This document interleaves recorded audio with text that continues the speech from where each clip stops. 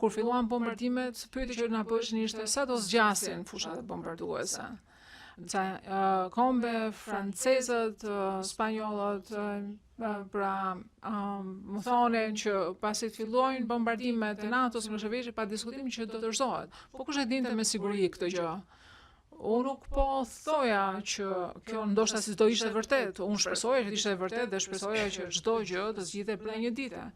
Por në fakt, mëngjesin pasi bëm goditjen e parë, kam marrë në telefon generalin Ojdanish dhe i thash, tani ne bëm goditjet tona, i filluan bombardimet dhe mendoj që ka ardhur koha tani më që të tërhiqni forcat dhe të bëni pjesën tuaj për ato çfarë keni rënë dakord.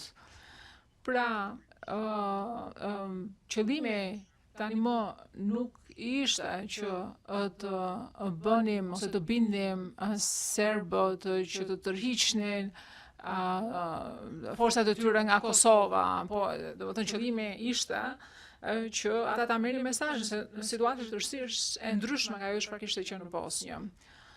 Pra, situata ishte e ndryshueshme nga momenti në moment. Dhe e kam thënë, në fakt edhe në konferencën që kam dhënë përshtyp që i kam shkruar, që e kam dhënë pa udhëzimet e Pentagonit, megjithëse kërkova që Pentagonit më jepte udhëzimet.